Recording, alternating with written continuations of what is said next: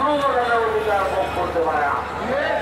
ইসলামী আন্দোলন বাংলাদেশ কোন রাজনৈতিক সংগঠনের সাথে ইসলামী আন্দোলন বাংলাদেশের কোন শত্রুতা নেই।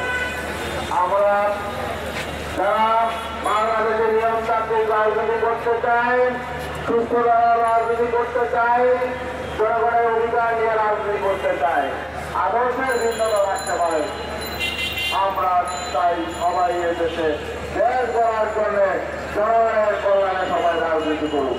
কোন রাজনৈতিক দলের সাথে আমাদের কোন শত্রুতা নেই।